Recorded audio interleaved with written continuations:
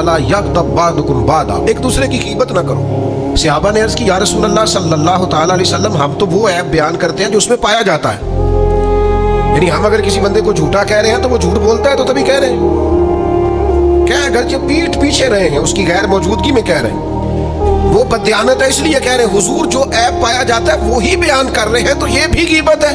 तो हुजूर ने फरमाया यही तो गीबत है कि कोई ऐब पाया जाता है तो उसकी पुष्ट के पीछे उसे बयान करना, यही तो गीबत है। पाया जाता है ऐब और आपने उसके पीछे बयान किया तो ये गीबत है। और क्या इरशाद फरमाया, फरमाया अयुहिब्बु अहदुकुम अन याकुला लहमा अखीहि मैतन फकरिहतुमू, ये गीबत के बारे में फरमाया। फरमाया क्या तुम पसंद करते हो कि अपने मरे हुए भाई का गोश्त खाओ? ये कुरान मजीद ने कहा, अल्लाह ने बयान फरमाया एक दूसरे की गीबत न करो।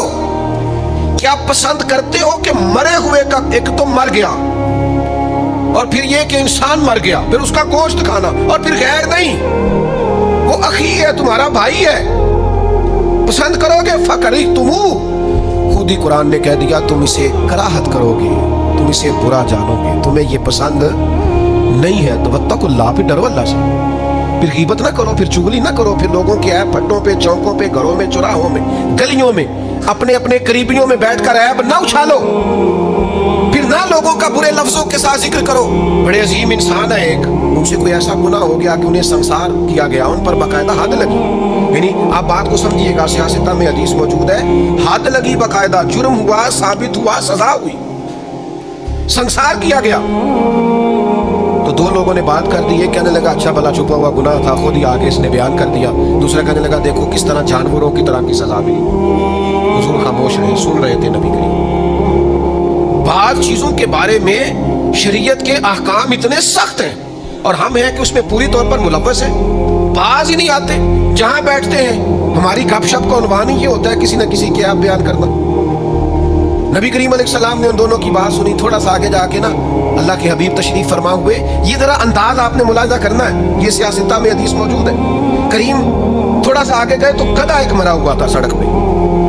तो नबी करीम ने फरमाया वो दो किधर है जी, वो जो कह रहे थे अपने भाई के बारे में, बुलाओ किधर है? वो या रसूलल्लाह वो हमसे गलती हो गई। तो ये नबी पाक अलैहिस्सलाम का तरीका, यानी ये हुजूर की नाराजगी का अंदाज देखिए। हुजूर फरमाने लगे इस मरे हुए गधे का गोश्त खाओ,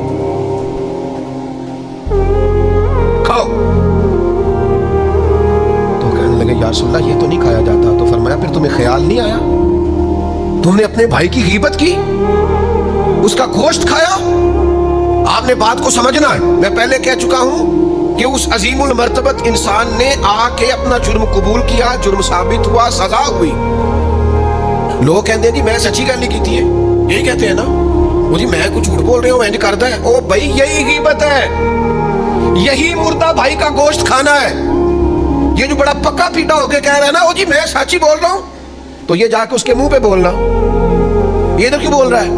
आकर जो सामने खड़ा हो, मैदान में आ, ताकत तो तेरी ये है ना तू सामने बात भी नहीं कर सकता, तेरे अंदर हिम्मत ही नहीं, तू बुज़दिल है, तू घर में बैठ के बात करता है, अपने करीबियों में बैठ के बात करता है, सामने आ, मैदान में बात कर उसके सामने, अगर सच्ची है तो जुर्रत कर। फिर आप गौर करें, जुर्म साबित हुआ, उस पर सजा का ऐलान हुआ, सजा मिली, सजा मिलने के बाद वो शख्सियत विसाल करके इंतकाल कर गई, उसके बारे में बात हुई तो नबी करीम इतने नाराज हुए, हुजूर फरमाने लगे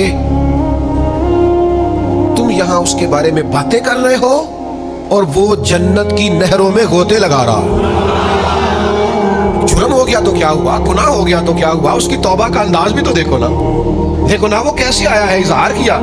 तुम यहाँ बातें कर रहे हो, वो तुम जिन लोगों के बारे में बातें कर रहे हो जन्नत की नहरों में गोते लगा रहे हो। तो हमारे रवैये, हमारी ग़ीबतें, हमारा अंदाज बाज़-औक़ात इतना कमजोर होता है कि वो समझ ही नहीं पाते कि भला हम क्या कह रहे हैं। तो जरा किसी के बारे में बात करते वक्त, ग़ीबत करते वक्त थोड़ा सा ना सोच लेना चाहिए, थोड़ा गौर करना चाहिए।